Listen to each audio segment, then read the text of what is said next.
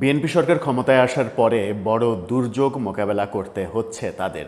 বৈশ্বিক যে সংকট, বিশেষ করে ইরান যুদ্ধের ফলে তেলের সংকট সারা বিশ্বকে কাঁপাচ্ছে, যখন বার্তা এসেছে এরকম যে পৃথিবীর সবথেকে প্রথম দেশ হিসেবে, অর্থাৎ ফার্স্ট হওয়ার সম্ভাবনা রয়েছে তেল শূন্য হয়ে যাওয়ার দিক থেকে বাংলাদেশের। সেরকম সংকটের মধ্য দিয়ে দেশ চালাতে হচ্ছে বিএনপি সরকারকে, কিন্তু সেই দেশ চালাতে গিয়ে তারা বোধহয় একটু বেশি হিমশিম খেয়ে যাচ্ছে। 17-18 বছরের যে গ্যাপ তাদের দেশ পরিচালনার ক্ষেত্রে, সেই গ্যাপটা বেশ ভালোভাবেই বোঝা যাচ্ছে। কিন্তু গ্যাপের চাইতেও বড় কথা হচ্ছে যে 2001 থেকে 2006 পর্যন্ত বিএনপির যে সরকার পরিচালনা, সেই সরকার নিয়ে অনেক সমালোচনা রয়েছে, কিন্তু সেই সরকারের নেতৃত্ব দিয়েছিলেন অভিজ্ঞ বিএনপির সাবেক নেত্রী বেগম খালেদা জিয়া। বেগম খালেদা জিয়ার নেতৃত্বে সরকারটা যতটা অভিজ্ঞ ছিল, কিন্তু তারেক রহমান প্রথমবারের মতো এমপি নির্বাচিত হয়েছেন, প্রথমবারেই তিনি প্রধানমন্ত্রী নিয়োগ পেয়েছেন, দায়িত্ব পালন করছেন। তার সরকারের মধ্যে যারা রয়েছে, এমপিদের মধ্যে অধিকাংশই নতুন, মন্ত্রীদের অনেকেই নতুন। এরকম একটা পরিস্থিতিতে হয়তো একটু বেসামাল পরিস্থিতি হয়ে পড়েছে। যেমন তাদের যে সিদ্ধান্ত, যে মানে গতকালকে যে সিদ্ধান্ত নেওয়া হয়েছে রাতে, সেই সিদ্ধান্তটা চরম প্রতিক্রিয়া তৈরি করেছে সমাজে। সন্ধ্যা 6টায় সমস্ত দোকানপাট, মার্কেট বন্ধ করে দিতে হবে। কেন? এর কোনো সঠিক ব্যাখ্যা কিন্তু বিএনপি সরকারের কাছে নেই। কেন নেই? কেন এই কথা বলছি? কেন তারা সরকার পরিচালনা করতে অনেকটা হিমশিম খেয়ে যাচ্ছে? এই সিদ্ধান্তটা তাদের জন্য বুমেরাং হচ্ছে কিনা, বাস্তবতা তাহলে তারা স্বীকার করছে না কেন? এই ব্যাপারগুলো নিয়ে একটু চলুন আলোচনা করে দেখি। আদতে তাদের এই অবস্থা, অর্থাৎ অনভিজ্ঞতার যে বাস্তবতা, সেই বাস্তবতা কাটিয়ে উঠতে তাদের কতদিন সময় লাগবে? মার্কেট বন্ধ করে দেয়া সন্ধ্যা 6টায়, সেটা কতটা আত্মঘাতী সিদ্ধান্ত হতে পারে, সেগুলোও আলোচনা করবে এই ভিডিওতে। থাকবেন পলিটিক্স টিভির নিয়মিত আয়োজনে।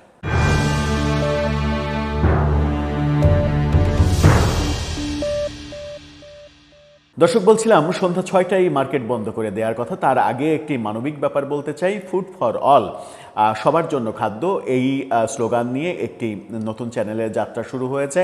ফুড ফর অল নামে যারা অসহায় ক্ষুধার্ত মানুষকে রান্না করা খাবার নিয়ে তাদের পাশে দাঁড়াচ্ছে, এই মানবিক বার্তাকে আপনি একটু সমর্থন করতে চাইলে ডেসক্রিপশন বক্সে দেয়া চ্যানেলের লিঙ্কে গিয়ে অন্তত সাবস্ক্রাইব করে তাদের অনুপ্রেরণা জানাবেন, যেন তাদের এই অনুপ্রেরণা যে কাজটা, সেই কাজটার মাধ্যমে তারা তাদের এই বার্তাটা, মানবিক বার্তাটা 18 কোটি মানুষের কাছে কিংবা তার গণ্ডি পেরিয়ে সারা পৃথিবীতে ছড়িয়ে পড়তে পারে। চলে যাচ্ছি মূল আলোচনায়। বলছিলাম সন্ধ্যা 6টায় মার্কেট বন্ধ করার কথা। তার আগে একটা ইন্টারেস্টিং ব্যাপার বলি। একটা মানে কিশোরের একটা ভিডিও ভাইরাল হয়েছে সামাজিক যোগাযোগ মাধ্যমে, অনেকেই হয়তো আপনারা দেখেছেন। সেই কিশোর খুব বেশি হলে হয়তো 6-7-এ পড়ে, এরকম বয়সের কিশোর। এই কিশোর বলছে যে আমাদের যখন অনলাইনে ক্লাস হবে, হোম ক্লাস হবে, মানে আমরা যখন স্কুলে ক্লাস করি 60 জন আমরা একসাথে এক রুমে ক্লাস করি, সেখানে হয়তো 4টা-5টা ফ্যান চলে। কিন্তু আমরা যখন 60 জন বাড়ি থেকে ক্লাস করব, তখন 60 জনের পরিবারের 60টা ফ্যান চলবে, 60টা ঘরে 60টা ফ্যান চলবে। তাহলে জ্বালানি সাশ্রয় কিংবা বিদ্যুৎ সাশ্রয়ের যে কথা, সেটা কোনটাতে সাশ্রয় হবে? আমি স্কুলে ক্লাস করলে 5টা ফ্যান চললে সাশ্রয় হবে, নাকি আমরা সবাই ইন্ডিভিজুয়ালি বাড়িতে ক্লাস করলে 60 জনের বাড়িতে 60টা ফ্যান চললে সাশ্রয় হবে? তিনি বলছেন, মানে এই কিশোর বলছে যে বিদ্যুৎ সাশ্রয় হবে তো আমি স্কুলে ক্লাস করলে। এই যে কিশোরের মাথায় এই মানে বুদ্ধিটা কাজ করছে, যদিও একজন কিশোর অতটা ম্যাচিউরড না, হয়তো সে বুঝতে পারছে না যে সরকার শুধুমাত্র বিদ্যুৎ সাশ্রয়ের জন্যই হোম ক্লাস কিংবা হোম অফিসের কথা ভাবছে। এটা সত্য নয়। এটার পেছনে অন্য আরেকটা কারণ রয়েছে, সেটা হচ্ছে জ্বালানি সাশ্রয়। কারণ রাস্তায় যত বেশি গাড়ি চলবে, তত বেশি জ্বালানি পুড়বে, তত বেশি জ্বালানির প্রয়োজন হবে, সেটাও একটা সরকারের ভাবনা রয়েছে। কিন্তু সেই কিশোরের ভাবনাটা চাঞ্চল্যের সৃষ্টি করেছে। কেন এই উদাহরণটা দিলাম?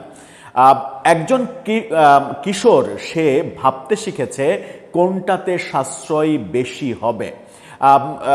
বিএনপির বর্তমান সরকারটা অনেকটা কিশোরের মতো।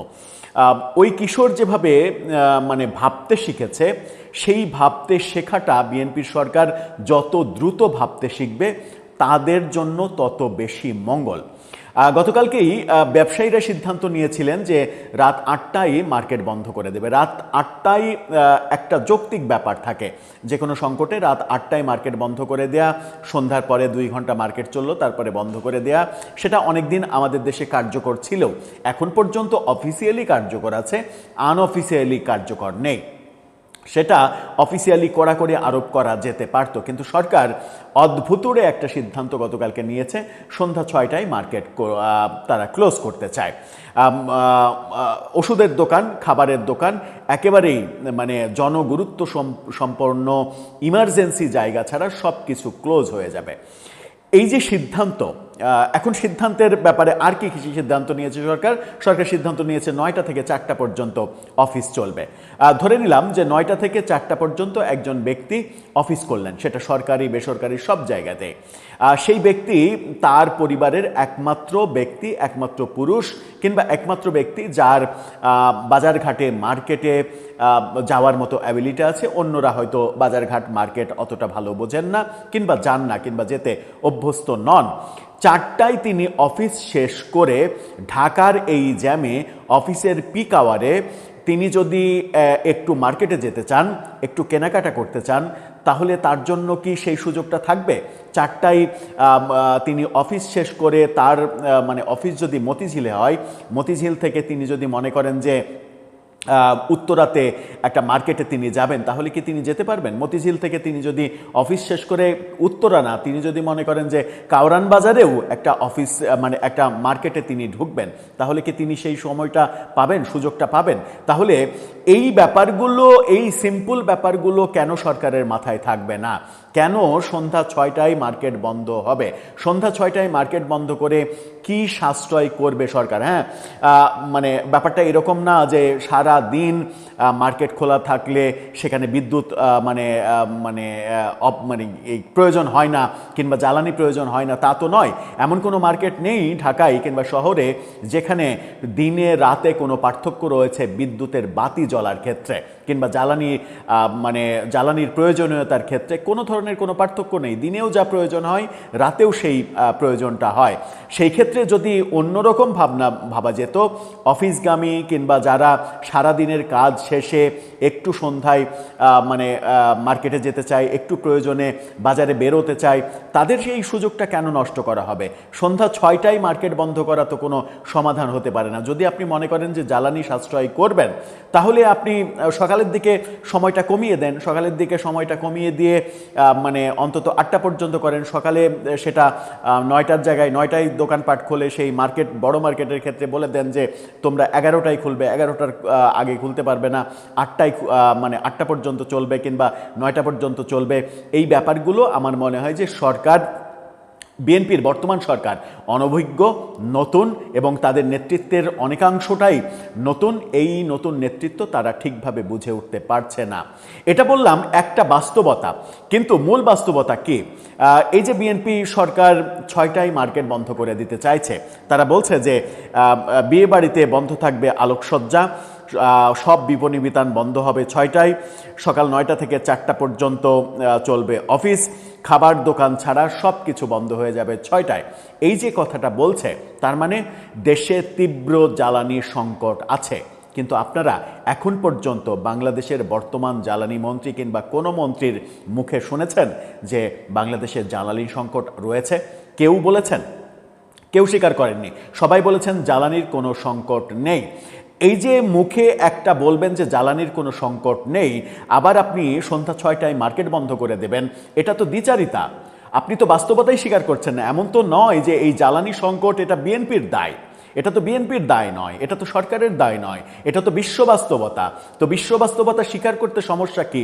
আপনি মানে পেট্রোল পাম্পে রেশনিং পদ্ধতি চালু করে পেট্রোল পাম্পে যে অবস্থা তৈরি করেছেন, যুদ্ধংদেহী অবস্থা তৈরি হয়েছে। সারা রাত লাইন ধরে থাকে মানে সকালবেলায় তেল পাওয়ার জন্য, এরকম ভয়াবহ অবস্থা। মানে গাড়ি স্টার্ট দিয়ে দিয়ে 3 মাইল ধরে এগোতে চায় না, তেল বাঁচানোর জন্য ঠেলে ঠেলে এগোয় ড্রাইভার, এরকম ভিডিও আমরা দেখেছি। তার মানে ওই রেশনিং পদ্ধতিতে তেল দেবেন এই ঘোষণা দিয়ে ভয়াবহ আকার তৈরি করেছেন। আবার বিদ্যুৎ মন্ত্রী, জ্বালানি মন্ত্রী তিনি বলছেন যে আগে মানে সারা দিনে যে পরিমাণ মানে তেল বিক্রি হতো, এখন 2 ঘন্টায় তার চাইতে বেশি তেল প্রয়োজন হয়। কেন প্রয়োজন হয়? এই অবাস্তব কথা বলে কি দেশ চালানো সম্ভব হবে? সরকার পরিচালনা করা সম্ভব হবে? এই যদি দেশে জ্বালানি সংকট না থাকে, আর জ্বালানি সংকট কেন থাকবে? আমি তো জ্বালানির ওপরে বিদেশের ওপরে নির্ভরশীল হচ্ছে শুধুমাত্র ডিজেলে। আমি তো পেট্রোল অকটেনে বিদেশের ওপরে নির্ভরশীল নই। পেট্রোল অকটেন তো আমার দেশেই উৎপাদন হয়, আমার দেশেই সেটা যেহেতু উৎপাদিত হয় এবং দেশের চাহিদা দেশেই মানে মিটে, আবার উদ্বৃত্ত থাকার কথা পেট্রোল এবং ডিজেল। তাহলে এই যে গাড়ি, মোটরসাইকেল এবং প্রাইভেট কার, এই গাড়িগুলোকে এরকম ভোগান্তি পোহানোর ব্যবস্থা কেন করা হলো সেটাও একটা বড় ব্যাপার। যদি ডিজেল সংকট থাকে, ডিজেল সংকট সেই বাস্তবতাটা আমি যদি স্বীকার করি, জনগণকে সঠিক বার্তা দিই, তাহলে তো জনগণ বুঝবে। একটা ভালো সিদ্ধান্ত নিয়েছেন, ঠিক আছে, যে আপনারা মানে জ্বালানি তেলের দাম বাড়াননি, এরই মাঝে পাকিস্তানে 2 দফা জ্বালানি তেলের দাম বেড়েছে, 43% দাম বেড়ে গেছে পাকিস্তানে, বাংলাদেশে এখন পর্যন্ত বাড়েনি। এটা একটা খুবই ভালো সিদ্ধান্ত। এই ভালো সিদ্ধান্তের বিপরীতে যখন জ্বালানি মন্ত্রী বলেন যে কোনো সংকট নেই, আবার অন্যদিকে আপনি রেশনিং পদ্ধতি চালু করবেন, অন্যদিকে সন্ধ্যা 6টায় আপনি মার্কেট বন্ধ করে দেবেন, এটা তো ভালো দেখায় না, এটা তো ভালো সিদ্ধান্ত নয়। সরকার পরিচালনার ক্ষেত্রে আমার মনে হয় যে সরকার শুরুতেই একটা বড় ধাক্কা খাচ্ছে। এই ক্ষেত্রেই একটা বড় সমন্বয় দরকার।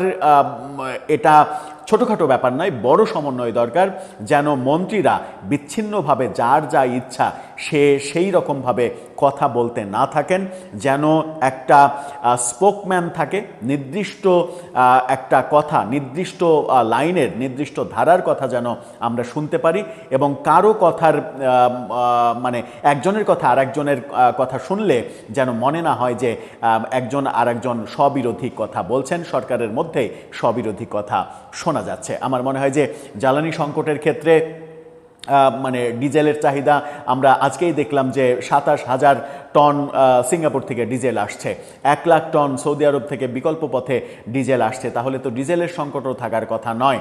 হ্যাঁ, সংকট একটা থাকার কথা, সেটা হচ্ছে বিদ্যুৎ উৎপাদনে যে অপরিশোধিত জ্বালানি প্রয়োজন হয়, সেটার একটা বড় সংকট তৈরি হবে বিদ্যুৎ উৎপাদনের ক্ষেত্রে। সেই ক্ষেত্রে বিদ্যুৎ সাশ্রয়ের দিকে যদি আমরা যাই, কিন্তু সেই বাস্তবতাও তো মানে জ্বালানি মন্ত্রী অস্বীকার করেন। তিনি বলছেন যে 32,000 মেগাওয়াট বিদ্যুৎ উৎপাদন সক্ষমতা বর্তমানে রয়েছে। যদি 32,000 মেগাওয়াট সক্ষমতা থাকে, যেটা বাংলাদেশের চাহিদার সামান্য একটু কম, মানে কিংবা চাহিদার চাইতে কখনো কখনো বেশি, তাহলে সমস্যাটা কোথায়? সমস্যাটা আমার মনে হয় যে উন্মুক্ত করা উচিত, তাতে সরকারের স্বচ্ছতা তৈরি হবে, এবং সরকারের স্বচ্ছতা তৈরি হলে এই যে 30% জ্বালানি সাশ্রয়ের যে সিদ্ধান্ত সরকার নিয়েছে, এই সিদ্ধান্তগুলো নিতে আবার একটা খবর দেখলাম, সেটা হচ্ছে মন্ত্রী প্রতিমন্ত্রীরা তাদের প্রয়োজনীয় যে মাসিক জ্বালানি, সেই প্রয়োজনের তুলনায় তারা 30% কম নেবেন। ভালো সিদ্ধান্ত, কিন্তু এই ভালো সিদ্ধান্তের আড়ালে সন্ধ্যা 6টায় মার্কেট বন্ধ করে দেয়া, যদি সন্ধ্যা 6টায় মার্কেট বন্ধ করে দেওয়ার সত্যিই বাস্তবতা থেকে থাকে, তাহলে বেটার আপনি আপনার মজুদ বাড়িয়ে 1 মাসের জন্য কিংবা 2 মাসের জন্য লকডাউন দিয়ে দেন, যে এই 1 মাস 2 মাস সমস্ত কাম মানে বাসা থেকে হবে, কেউ কারো মানে অফিসে যেতে হবে না, সমস্ত গাড়ি ঘোড়া লকডাউন হয়ে যাবে, মানে ব্যবসা প্রতিষ্ঠান, শিল্প কারখানা, শুধুমাত্র শিল্প কারখানা চলবে, শপিং মল, দোকানপাট, মানে ফার্মেসির দোকান আর কাঁচা বাজার ছাড়া কোনো কিছু খোলা থাকবে না, সব বন্ধ থাকবে। এরকম লকডাউন করানোর সময় আমরা দীর্ঘদিন লকডাউনে থাকিনি, তাতে কি হয়েছে? হয়েছে? তাতে কি খুব বড় ক্ষতি হয়েছে? বরং তাতে দেশের উপকার হয়েছে, সারা পৃথিবীর উপকার হয়েছে। বিশ্ব এই যে বাস্তবতা তৈরি হয়েছে, সেই বাস্তবতা মোকাবেলার জন্য এরকম লুকোছাপা না করে আমার মনে হয় যে ডিরেক্ট সিদ্ধান্ত নেওয়া উচিত। যদি সত্যিই জ্বালানি সংকট থেকে থাকে, যেটা মন্ত্রীরা স্বীকার করছেন না কিন্তু আবার সন্ধ্যা 6টায় মার্কেট বন্ধ করে দিচ্ছেন, তাহলে 1 মাসের জন্য লকডাউন দিয়ে দেন। এই 1 মাস আপনি জ্বালানি সংকট মিটিয়ে ফেলেন, আপনার মজুদ বাড়িয়ে ফেলেন। মজুদ বাড়িয়ে তারপরে আপনি জনগণকে অ্যাজ ইউজুয়াল স্বাভাবিক জীবনে ফিরিয়ে নিয়ে যান। তাতে করে জনগণ আরও বেশি উপকৃত হবে। 1 মাস ঘরে থাকার পরে সে যদি পুরোপুরি স্বাভাবিক জীবনে ফিরে যেতে পারে। দর্শক, আপনার কাছে কি মনে হয়? আপনার মতামত এ ব্যাপারে জানিয়ে লিখতে পারেন আমাদের কমেন্ট বক্সে।